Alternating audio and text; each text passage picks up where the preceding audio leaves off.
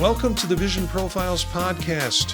Join us, dedicated Apple Vision Pro users, as we dive into everything from hardware and software to apps and the latest updates in the world of Apple Vision Pro. I'm Marty and I am a faculty member at a Midwest university, a podcaster, and an Apple product fan. Oops. And I'm Eric Bolden. 89 shows. You have never made that cue yet. Well, I was all involved listening to you. I thought, oh, it's great. You're talking. I can take a drink. And yeah.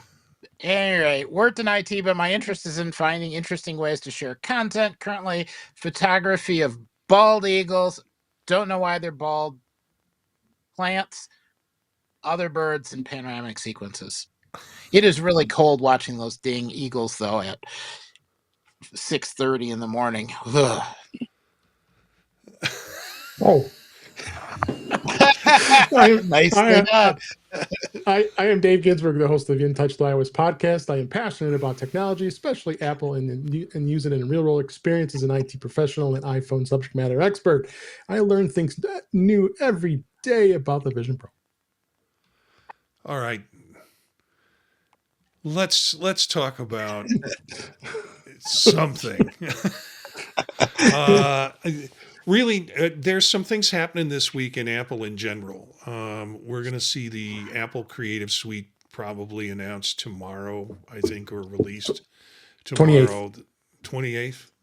Okay, yeah, Wednesday. So Wednesday. And then we're going to see, we've already seen AirTags. Somebody suggested this could be the week of releases. Remember how they did that last year, where they kind of released a product a day, and that seems kind of exciting. So that M5 Pro comes out, MacBook Pro, I'll be buying. Yep. Well, I don't know. The reports on that are maybe not for a bit. Who knows? But yeah, we'll see. Maybe we'll all be disappointed and all we get our AirTags this week. Save it for In Touch with iOS. We'll talk about it. Yeah. Okay. So Dave, you mentioned you put something in the notes. I caught it last week and we didn't get a chance to talk about it. But you talked about you had some battery challenge you were having with Vision Pro? Yeah, it was a little weird. I'll grab the battery. I'm not going to bring the whole Vision Pro over, but when I would plug it in on this battery here, if I can bring this up here, everybody knows this battery, and I plugged it in with a regular cord, and that cord has been charging everything else. But I would plug this in. Of course, you saw this one orange. That means it's not fully charged, so it won't be green. But I would plug it in and it would be flashing, and I'm like, "What the heck?" And then I would plug it in, and then it wouldn't charge at all, and then it would get down to zero. I'm like, "Oh, that's great." So I found another cord, plugged in some other cords, and finally it happened. So I just don't know if it was a glitch or what the deal with the battery was. I mean, I did detach it from the Vision Pro, like you normally do, to just kind of reset it, and it kind of scared me for a while. So I used it. I just updated beta. We'll talk about in a minute. A little while ago, and the battery was up like 50%. So, and it sat for a while. I hadn't touched it. Sometimes I can go up to a couple days, near a week, if I don't have time. So, so it was just a kind of a freak thing at the time I put that in there. I was like, it was fresh in my mind here. So I was kind of thinking that's what I've been contending with. But so far, it's been okay. I know you have a spare battery at all times. So, yeah, I don't. Actually, now I've got 3 batteries. But because of the second set, I could never quite figure out that light. First of all, I'm colorblind, so I can't tell orange from green. Well, That's the problem I have. And it's like every time you move it or jiggle it, that light flashes a little bit. So I'm not exactly sure what that typically means. I can get this. Yeah, every time you move it, it's supposed to give you status. And there's a sensor in it. Can't make it. I can't reach the cord. But it's orange now, and then it just turns off. And that's what it should do. That's its normal behavior, from my understanding. So, I put my headset on earlier this afternoon. It did it lying down in bed, which I had never done before. To look at a couple of the apps that we're going to talk about tonight. I wanted a nap, but I knew I had to look at these apps, so I cut the difference in. But it showed that the battery level was low on the battery that I had. There at Mm. that time there was no update, and this was like 2 o'clock in the afternoon. There was no update that had come across with the Vision Pro, and I just noticed the battery, noticed that it was at 20%, and went ahead and plugged it in. I should probably plug that same battery in now and see if it's at 100% just to make sure it's working. I presume, Dave, it's not the weather to go to the Apple store, but I presume it's something like Mm. a battery issue you could take to them to try and Yeah, I figure. mean, Yeah. when I remember when I had that fiasco with having to do a full out reset of it, the battery Yeah. was Yeah. going wonky. They ended up putting um so I'm sorry, the beta failure that bricked it, and I had to get it reinstalled.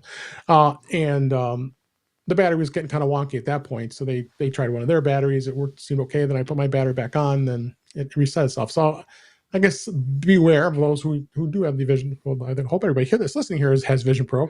That's that could happen. Yeah. New beta out today, and that came out late this afternoon.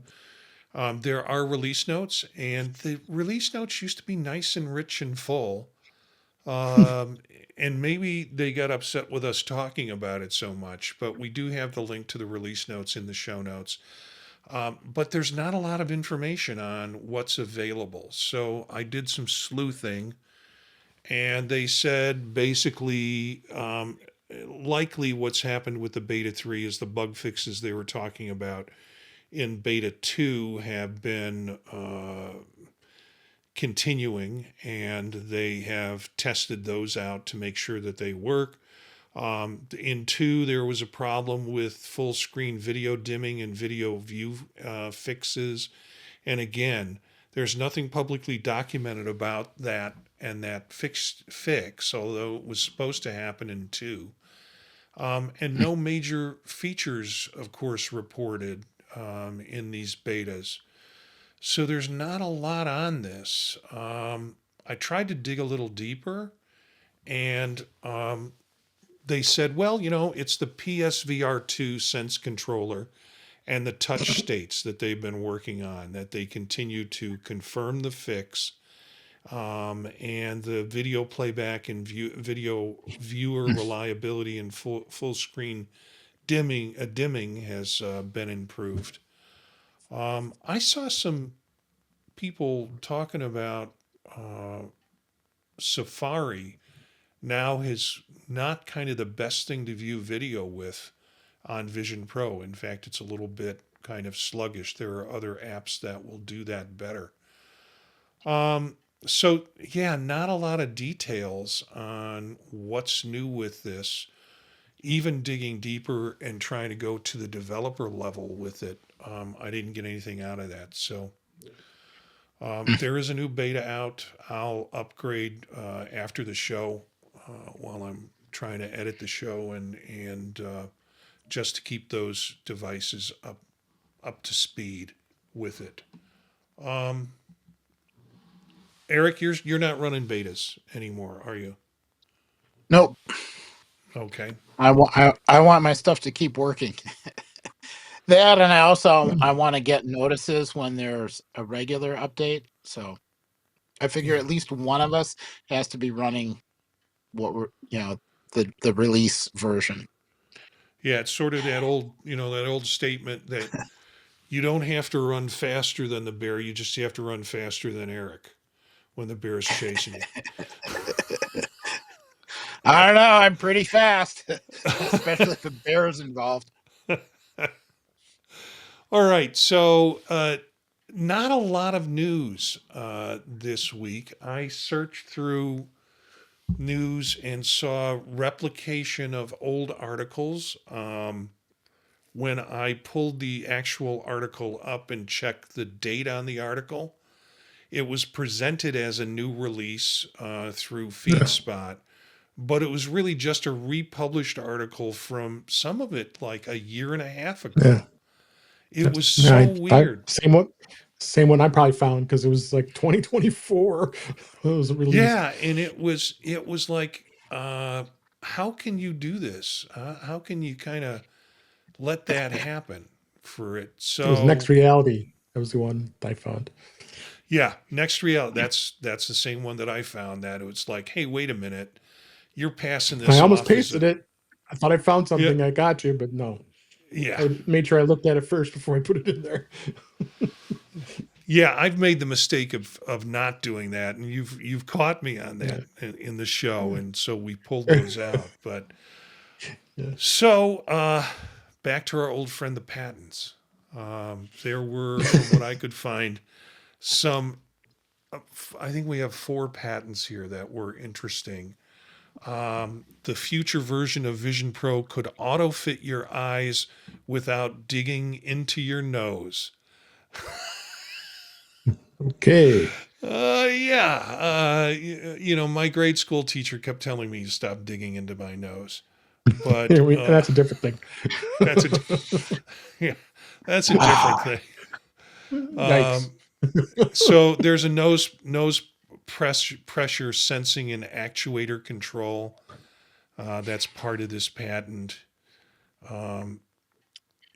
Paired inner and outer sensors configured, for instance, as a Wheatstone bridge that lets the device subtract fabric tension forces from the total measured load. Just kind of interesting stuff. Notable capabilities of Apple's head-mounted platform: it tightly couples IPD actuation with real-time nose pressure sensing, allowing the headset to auto-adjust optics for visual quality while actively avoiding nose pain, rather than treating the fit as comfort and separate manual. Any thoughts on this one in particular? What I'm thinking is, of those announcements that I get on my headset that tells me you need to move it up a little bit. You're too far away from the lenses. I'm hoping some of this will be kind of auto correct for that. I'm thinking there's some people that are in some serious pain.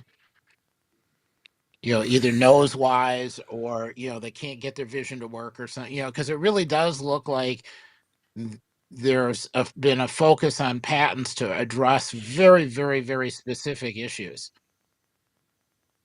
Yeah. It seems like an interesting patent. There's some discussion. I've got to mention Craig's in the chat room. Also, a new world is happening is in the chat room. They're talking about product releases. So you can join if you want to the chat room at any time. YouTube.com/@visionprofiles and go to the live feed and see what people are talking about as we do the show. So thanks for joining us in the chat room. Second patent, Apple patent reveals motorized facial interface for next-gen Vision Pro headset.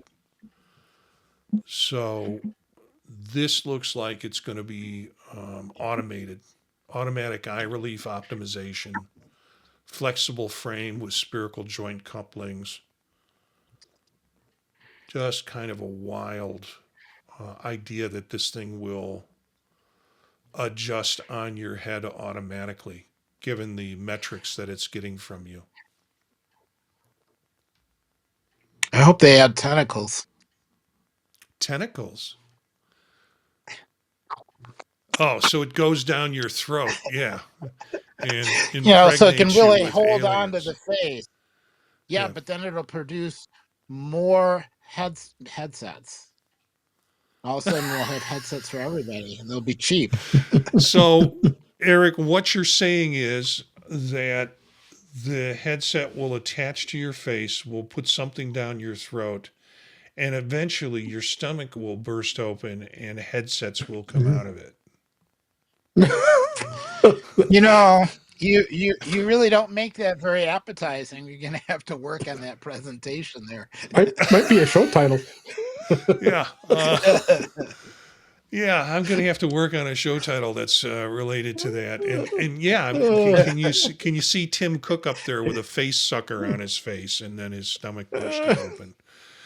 And you get a Yeah. Vision Pro, and you get a Vision Pro. Just don't put it on your head. This next one is about developing an ultra thin geometric phase lens system to improve display uniformity. And I think this might also be very much related to potential glasses in it. And it is pretty cool. It's multi-layered kind of lenses. Formalizes a position-dependent polarization-aware light redirection layer between panel and lenses, giving Apple a structured way to correct lens-induced color and brightness artifacts in AR and VR and other lens-based displays. It embeds geometric phase and multi-surface optics directly into the display stack, signaling a move beyond traditional polarizers. Just interesting. An interesting thing to look at. Again, the links will be in the show notes, and you can go and look at these particular patents and see kind of the fascinating Yeah, thing that the design is doing. Yeah. it can be a good concept with that because you guys, I don't, at least I'm not using them yet, but the Yeah. lenses that you have to change out on the Vision Pro currently is not terribly easy. I mean, to have this just like Yeah. like I'm using readers. These are readers, and I just put them on. Why can't something like that just be snapped into place in front of it and help with your eyes? I mean, again, I'm not a designer and I don't play one on TV, but uh, there's no way of. I mean, I don't know if there's a way to do it, but this looks Yeah. interesting. I like the idea of, and we've seen some of this already in descriptions that, okay, I wear a plus 275 for my readers. And with my contacts in, I put the readers on and I'm good for close vision. Having an adjustable lens inside the device that will go, oh, it's Marty. He needs a 2.75. And then one of those layers making that adjustment to allow me to combine both my contact lenses and my readers. I have lenses inserts, but it's for my Vision Pro. I only use them or need to use them when I don't have my Yeah. contacts in. And usually, the only time I don't have my contacts in is when I'm going to bed or it's been a long day. So I have them as backup for that reason, but I rarely wind up using them with the Vision Pro. So, last patent I thought is pretty cool. And laugh at the other ones if you must. But this one is Apple patents retinal hot corner triggers to bring always on gaze gestures to future AR glasses. So this little diagram is kind of neat because it has it's a picture, it's a simulation of someone wearing a pair of glasses, and just like you have on your monitors hot corners where you can move things into and some action occurs, you would have hot corners in this new patent on the lens that you're working with, so you could look in the lower left and go to the home page, etc. But it's gaze triggered actions, which is really kind of neat. I want those black frame glasses because they look like Buddy Holly glasses. No, they're too thin for Buddy Holly glasses. If you want Buddy Holly glasses, get yourself a Meta pair of Meta, because when I have a pair of them, I wore them to a restaurant one time, and looked like Buddy Holly. But people, that some people think that is kind of that retro is new again. I went into the bathroom with them on because I didn't want to turn the lens on to record and make it obvious that I'm standing in the restaurant. Click, I'm recording you now. So I went into the bathroom to record, which is even weirder. There was no one else in there. Yeah, Let's be I clear was about gonna say that. that Uh, that's not helping you. and walked out of the restaurant, walked out of the restroom and into the restaurant and panned around looking at Huh. it, went to my table, sat down and shut the thing off just so I could capture some video with it. Yeah, but those really look more like Buddy Holly. They've come out with some Oakley versions and things like that are tempting, but frankly, it doesn't do anything more than what the originals did. There are some expensive ones that are like $800. I'm unwilling to pay that for object recognition when I can look at the object and know what it is. So, anyways, this lens, the idea that this lens is able to have active or hot corners based on where the gazing is pretty cool. And maybe we're leaping into glasses already, but it's pretty cool. I think. We will not, and my prediction is we will not see glasses this year. No, Not going to I see them agree. till 27, maybe spring of 27. I think it would be kind of fun to do it in spring of 27 because that's when the Vision Pro was announced. And, it Hmm. would be kind of an anniversary announcement for that. But man, we are seeing so many patents that Apple's doing that are glasses related. And I guess to a degree, Vision Pro related, that it's pretty cool. Yep. Um, Speaking of glasses, this is an article that has nothing but speculation in it.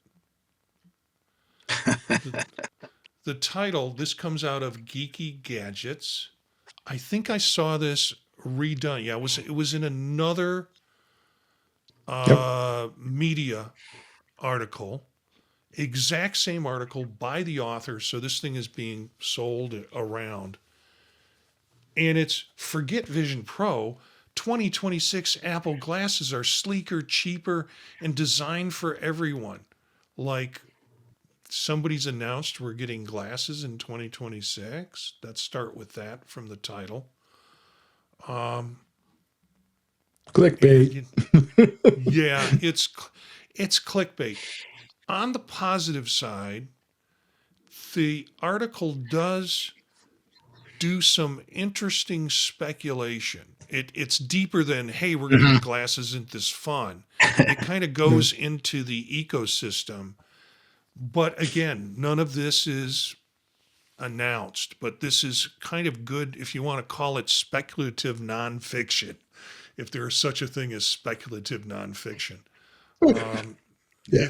it's an interesting. They even have a phased evolution in the article.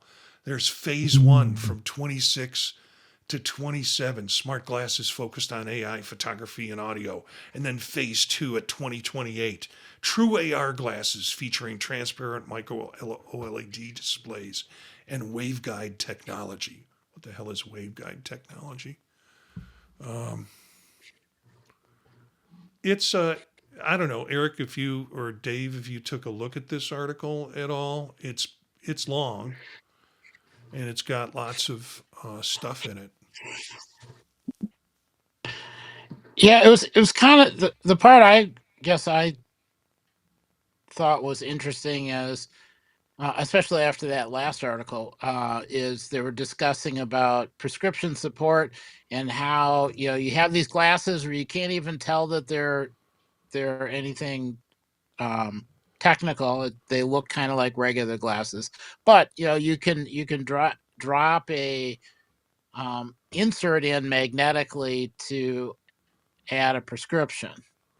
And I'm thinking that just seems a little bit odd. It would be nice if they kind of combine a couple of these different patents and have self-adjusting ones, but who knows? Um, uh, it was kind of neat from the sort of, are they going to how do you get something out early if um, displays aren't really ready yet? So they kind of are going for the well, you need a camera and you need speakers, but you don't need a display because you're going to be using it mostly for AI. Yeah. So I guess we'll have to wait until the upgraded S Lady comes out and see how great and wonderful that is, and that'll go a long way to telling us when this will get released. Yeah. In terms of talking about, they talk about visual intelligence in here and use cases and how it might change for folks. It is clickbait. The title draws you in. For those of us who are following this stuff, the title is, we know it's not true. And it's drawing people in, but it did come out this week. It came out in a couple of sources. And as I said, it's a good analysis of where these things could go, not where there's any real prediction that they will go that way. So, Did that article mention a price? yeah, pricing and marketing position. Oh, there it If is. the Yeah. Yeah, if the Vision Pro is the Mac Pro of wearables, Apple Glass is intended to be the iPhone.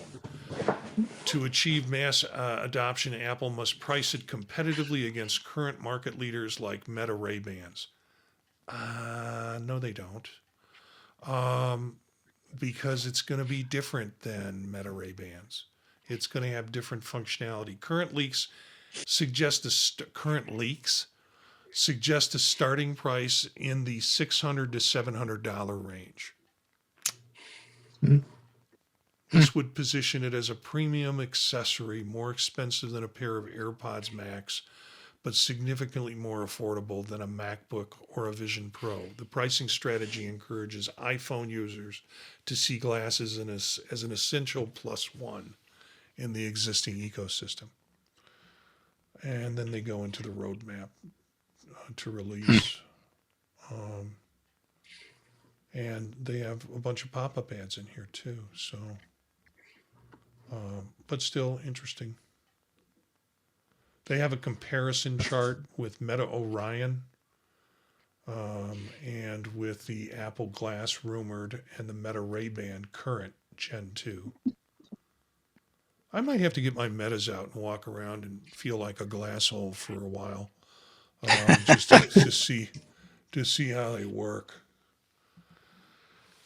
Um, we've only got it on our list, unless you guys added some. We've only got a couple more articles, which is okay. Yeah.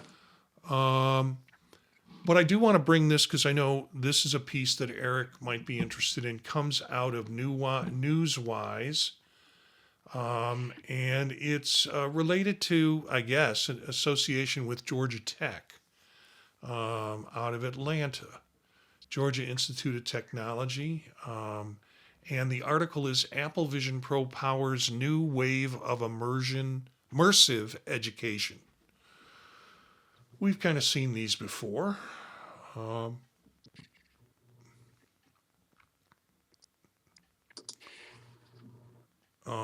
Person talking about it in ECE courses and about equations.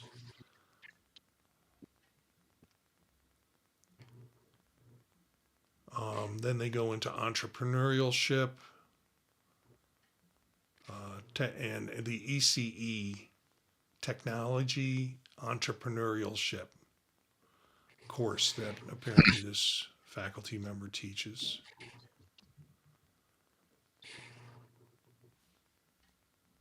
And then developing training on this. So interesting use of at least an engineering school with this in terms of education. Any comments, guys?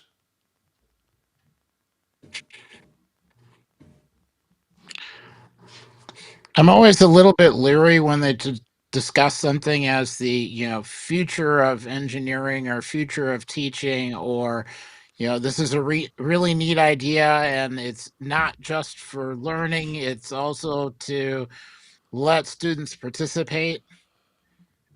Yeah. It's nice to see it. It feels early, but somebody's got to be early, and as glasses or something else comes out, there may be more of an ability. They really need to get to the point where you can have a device that anybody can use it without having to wait, order glasses inserts or contact lenses or whatever before you can use it.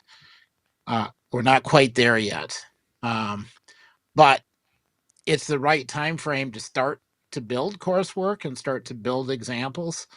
There definitely are.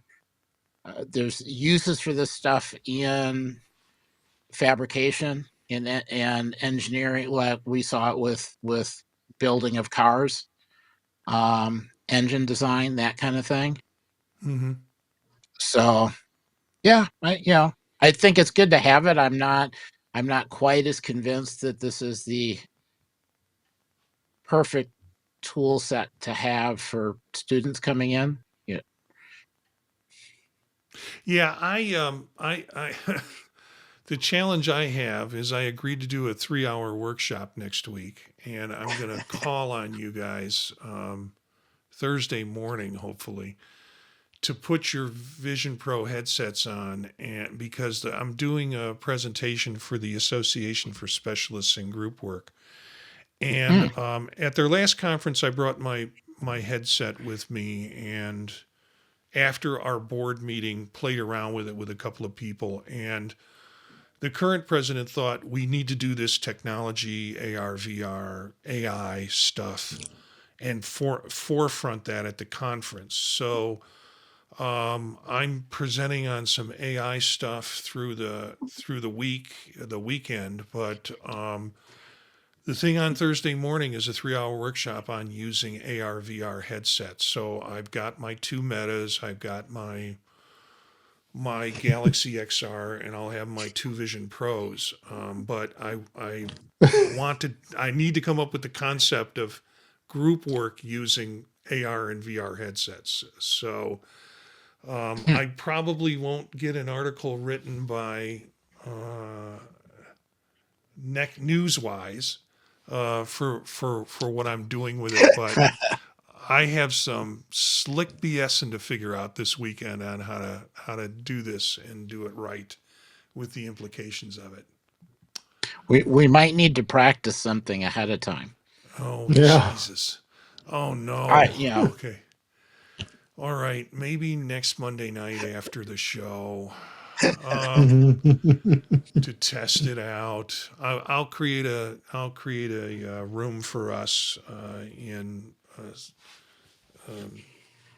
the Spaces app, so we can test that out.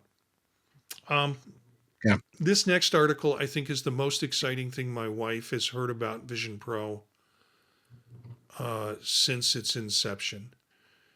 She says she listens to the show because she has to hear me as I do it from the next bedroom. But I hope she's not listening to this or she's asleep. She really likes to look at dog videos. Oh, She this is right likes up to her look at alley. those videos where, you know, an owner is reunited with their dog after them being gone, military guys or whatever. Yep. And she just loves watching that stuff on TikTok. So I said, hey, guess what's coming on Apple Vision Pro? Top Dogs. An immersive dog use series is coming to Vision Pro. And they do a nice, I'll try and play this for the folks who are looking at the video. I hope this doesn't get me shut down. Yeah, it should. It's already on YouTube.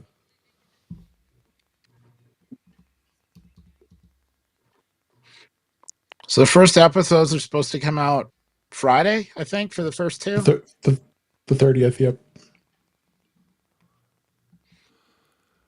Yeah, I'm probably going to wind up cutting that from the video just because Apple don't like it when you do stuff like that. But I couldn't hear much of what you were saying. So, what do you think of this? For um, I think it's a good idea. They should have the first two episodes Friday, so Yeah, we will find out. Like, are they too close to the camera? Are they far enough away?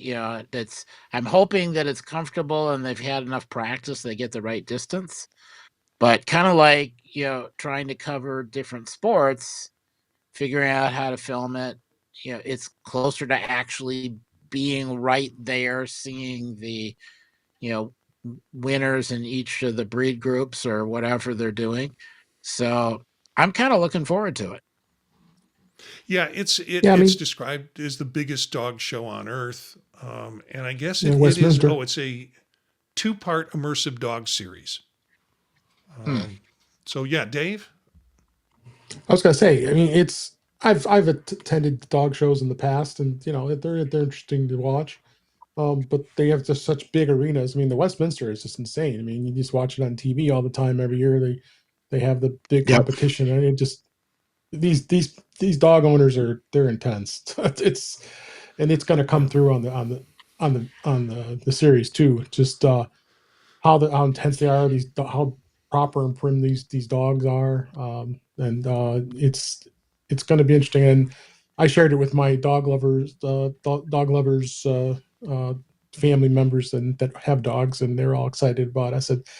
I said the message. I said, hey, this is going to be a good excuse for you to use my Vision Pro to watch this two yeah, part series.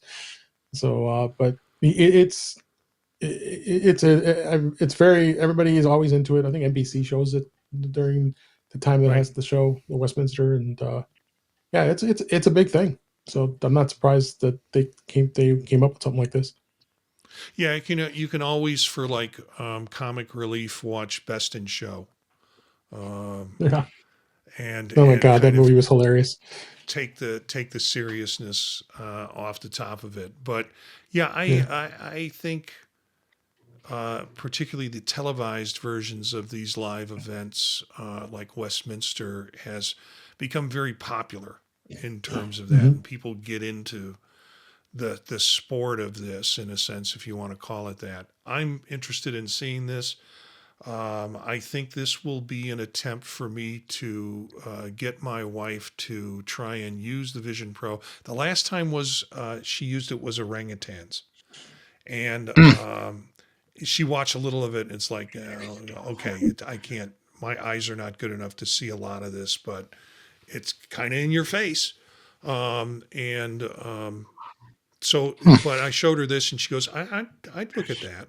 So we'll see if she's successful or if it leads to the general arguments we get in when I attempt to teach her how to use tech and she doesn't get it. So that happens with a lot of partners. So that's interesting to look for. It is a series called Top Dogs. It's an immersive series that will be available on Vision Pro starting on Friday, January 30th. Do I have that date right? Yep. Yep. So we can look for it, and and it looks like it's a two-part immersive series. So whether they're going to release both parts at the same time or they're I think going to so. oh, okay. All right. Because it Well, looked like there were two videos and the dates were identical for the release. okay. Okay. Final article before we get into apps. I thought this would be good for both Dave and Eric to chew on a little bit. 10 best Vision Pro 3 spatial canvas productivity tools for remote teams.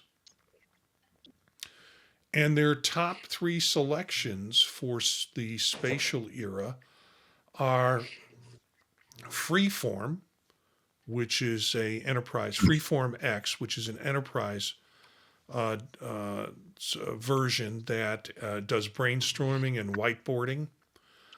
It's a native, the Key Vision Pro feature is that it's a native iCloud sync with infinite distinct canvases.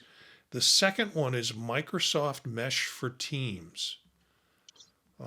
Corporate meetings and presence, realistic avatars with full body tracking and integration. And the third one is GigSpace Pro, 3D visualizations and training. And we've talked about GigSpace before on this show. Drag and drop CAD viewing with AR pass through.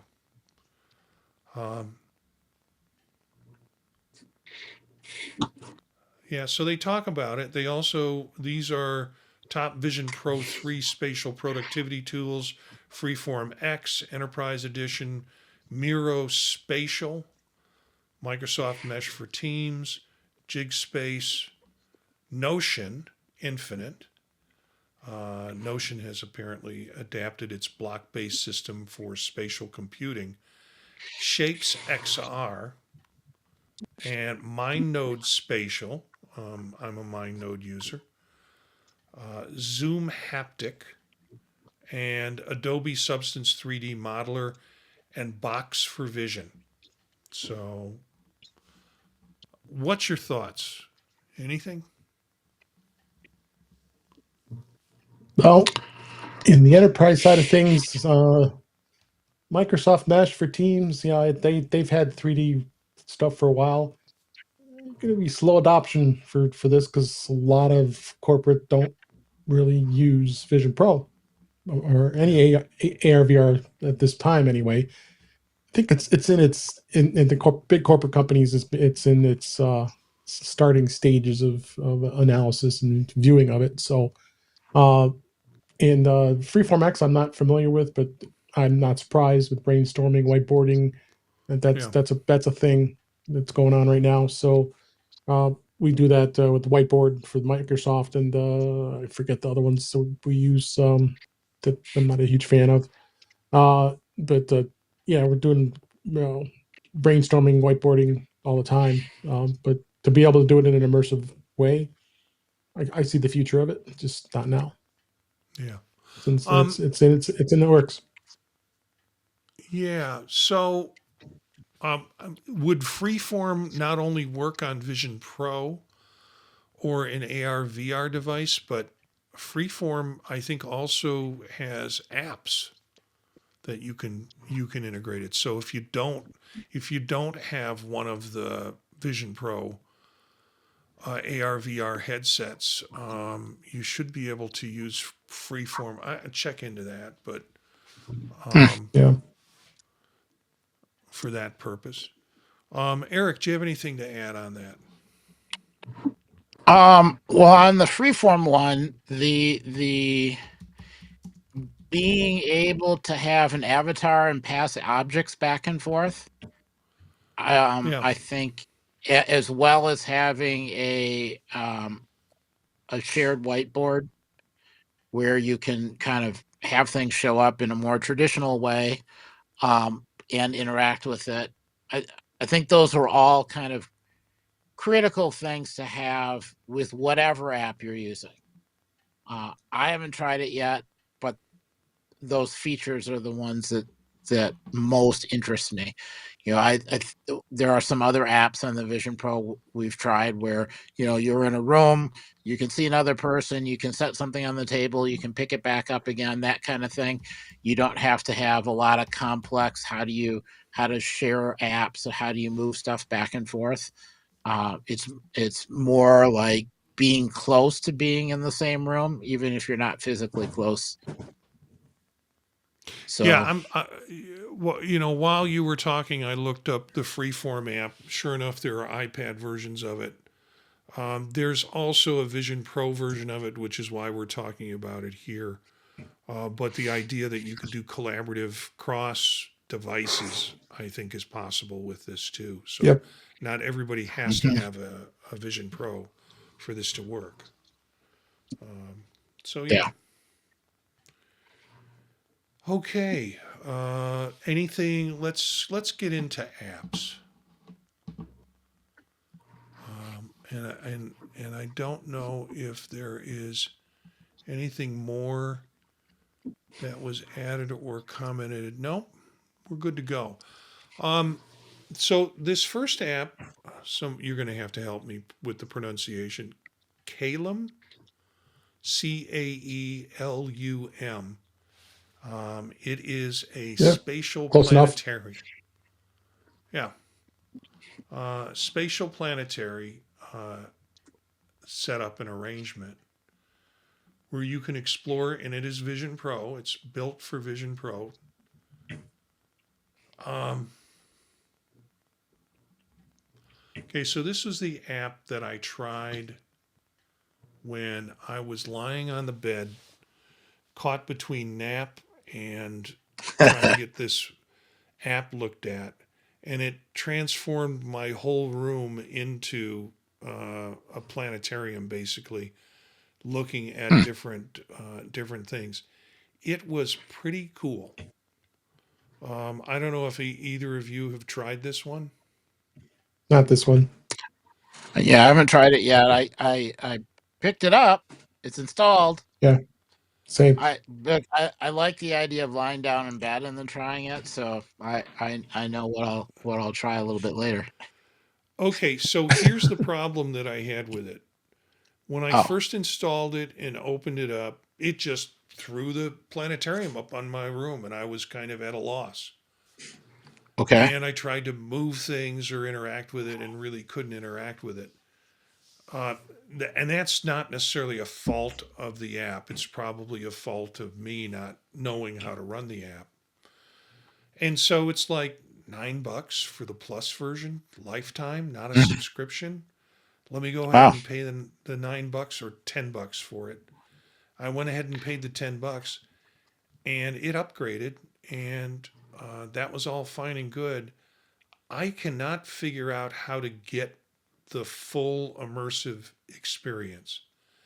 The controls on it will allow you to set different things like asteroids and, you Uh huh. know, shooting stars and crap like that. But I couldn't get back to the full open immersion again. So uh, they got my $10, Oh, and I will try and put it on my head again, maybe reboot my system. And I mean, I shut it down and closed it down and etc. and still could not figure out what's the button I push to have the full immersion. There are some things you can do, like you can, I think with the paid version, do time delay. Like, so how was the stars on my birthday at this time? If you want to get uh into huh. that, and probably some added pieces. But yeah, Hmm. it really is. And there's like Night Sky. There are other apps that do this. Yeah. Um, so it's in a similar vein, but it felt much more immersive and real, not kind of artificial projection like you see maybe with Night Sky, where you look around and, Hmm. and you see certain things light up and do that. This was just bam, you're in the middle of it, Sky. and some of the constellations were defined with that and such. So All right. I will give it a try Yeah, I'll check it out. and yeah, see if I have the same issue or not. yeah, and if you figure it out, text me because Okay. they got my $10. How do I actually get back to an immersive piece again? Uh, Well, it's a good deal too, because most of the planetariums are more than $10. So, yeah, yeah. Um, Next app is theater and cinema events, and we've talked about theater before. I think this but is there is a particular experience, which is the second link. which is so there's theater. If you're watching the video, it's called theater uh, semicolon cinema and events. Your ultimate media multiplex. Of course, we'll have the link for this in the show notes for folks who want to take a look at it. And we'll have the link for The best immersive experience ever on theater app, WAI-000. Okay, Eric, explain, please. They did a really good job with this, mostly. Okay. It's kind of in some respects sort of a Tron-like experience. It's if you take Tron and combined it with what's that movie with Neo in it? Oh,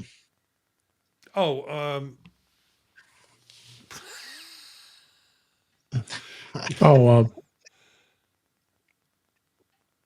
huh. Any Matrix. rate, if you can Matrix, Matrix. yes. Thank you. If you combine Tron and the Matrix together and you get this. It's not super long, but they did a nice job. There's a couple spots where it doesn't make any sense. So you kind of start out in this, it looks like you're sandwiched between motherboards or something, and you kind of fly in, and then you're flying across some building architecture frameworks or something. And then you go zooming through some more space. So it's like 2 or 3 scenes that are built out with a lot of depth. You can look left and right and up and down, and it's all there. And I hesitate to use the word believable, but it was nicely immersive, and the 3D effects were good, and it didn't make me sick. So So, is 3 this an pluses with that. option in And then theater? Is this yes, when you go into theater, it you're is. able to? It is an experience. The WAI-000 is in theater. Okay, all right. It and I believe it's a free option in theater right now. So you Okay, can go, open theater, look for that. It should be on one of the first screens because it's featured. And you go flying through this, and eventually you end up in a room with this weird person that rips his nose off, shoves radiation into his brain, and powers himself up. I don't know. That part was a little weird, but the depth and stuff that's going on was well done. It kind of reminds me of some of the 80s animation film festivals, okay, except instead of just looking at it in 2D, it's in 3D. okay. Well, you've got me So, curious enough about it. So, and I watched it twice. oh, and of course that disclaimer, it didn't make me sick. That probably is the best disclaimer Yeah, that you can yeah. give that. Dave, are you all You know, pumped the, up about wanting to see this now? No, I did. I did try it out. I think Oh, okay. it was it was pretty cool. I mean, some of the movies were very immersive. And, I want more. I want more. Yeah. We just don't have yeah. enough. Yeah, and I'd Well, totally forgotten about theater until I saw yeah. this link, and it was definitely worth kind of going back in and looking at it again. Hmm. Yeah, I was not. I think with the first round of it, I was not that impressed with theater, although that was the talk of the town. But it was I kind of had to plug my stuff into it to get it to work, and I was really Right. looking for something that was giving me more deliverables. And it seems like that's option is available now. So take another look at it this week, and we'll see how that is. Thanks to the folks in the chat room. Craig and A New World is happening. And so thanks for joining us in the chat room. The chat room is at youtube.com/at Vision Profiles. Every Monday night at 9 p.m. when we go live, chat room's available. Let's find out where we can find folks, and we'll start with Dave. Well, you can find me at InTouchWithIOS at InTouchWithIOS.com. The YouTube channel is youtube.com/InTouchWithIOS. Here on Vision Profiles on Monday nights. Tuesday nights, I'm on Mac Voices Live with the gang here with Chuck Joyner. Thursdays, I record the In Touch with iOS at 7 p.m. Central and 5 p.m. Pacific on the YouTube channel. And then on Fridays, I'm on the Mac Show on the British Tech Network, and that's in mornings. And usually make it there to have some fun talking about Mac. And you can also find me on Blue Sky and on Mastodon at DaveG65. Thank you so much. Thanks, Dave, for being here. It's great over all these shows to have this team of folks joining us. Eric, where can we find you? Um, one last little thing that I forgot to mention. Remember last week's kind of K-pop video where they were really Right. close? If you take it out of immersive mode, so it's in a window, and then shove the window across the room, it's watchable, kind of. That's what I want out of a really good device is K-pop. cramming people in a little window and then throwing them across the room. Yeah. Well, I mean, That's I get the feeling that they have done that kind of performance in front of a regular video camera before, and nobody told them that immersive is different. Like they should have put a chair on either side of the camera and then put little tape marks saying don't, because they had plenty of room behind them. They could have backed up way back. Yeah. At any rate, sorry, I didn't mean to go on a separate Well, tangent. Eric is going to be in his future. Will be directing K-pop videos. Eric, where can we find you? Oh God, no, please don't do. Oh man. Okay, I can be found on Mastodon. Actually, K-pop video. Okay, I can be found on Mastodon at EA at EABOLDEN at mas.to. Huh. K-pop. There's some possibilities there. I will think on it. I think I might actually know somebody too. Monday nights here on Vision Profiles, covering all of Vision OS stuff, commentary. Tuesdays on Mac Voices Live, covering Mac OS news and information. And then on Thursdays, In Touch with iOS, kind of rounding up the week, getting the iOS, iPad OS, Vision OS, and whatever other news is important from the week's news. Where will you find me? Well, you'll find me not auditioning for Eric's K-pop band. That's definitely where you won't find me. You can find me at Gencius, Jencius, both at Blue Sky and also at Mastodon. Monday nights here on Vision Profiles, Tuesdays with Chuck and these guys on Mac Voices, and then Thursdays with Dave on In Touch with iOS and with Eric and some other great folks, and then Friday mornings with the Mac Show when I can play hooky from work to be there. You can find everything that we do, everything that I'm involved in at thepodtalk.net. Just started a new one that I think we're going to have some of the folks who are on these other shows come in and do a really brief 20-minute, 15-minute show. It's called 15-Minute Bites, where they get to introduce themselves, the projects they're in, and then one of their favorite recipes. And so this kind of happened as we got into this weird chat amongst us about food and cooking and what we like in food. And I realized we've got foodies in this group. So look for that. The first episode just came out yesterday. It was done with my son, Will Gencius, who's on Gear Up and Go with me. And we did a discussion about esma, which is like a Turkish spread that you would put on different things. This is great. Should make it, try it, get it if you haven't. And we talked about the joy of making that father and son wise in terms of it. So it's called 15-Minute Bites, and take a look at that, subscribe, and have some fun with it. Just finished a Fade to Chat this morning. I'm going to try and get that produced tonight. Fade to Chat's the movie one that I do with Cindy Rotz, and we did Dial M for Murder, a Hitchcock thriller, and having fun with that. It's a good one. So Okay. Thanks for listening. Thanks for joining us in the chat room, and folks who are joining us at other times in delayed.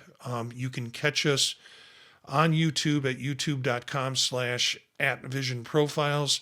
You can also find us on all the different podcatcher services. All of the links of the show will be in the show notes for both the video and the audio version of the show. You can email us at thepodtalknetwork@gmail.com. Our bumper music is Free Jazzy by Steve Combs, courtesy of the Free Music Archive. Learn more about the Vision Profile podcast and other podcasts at our website, thepodtalk.net. Spread the word to other visionaries. Thanks to this crew, and thanks to you for listening, and we'll see you next time.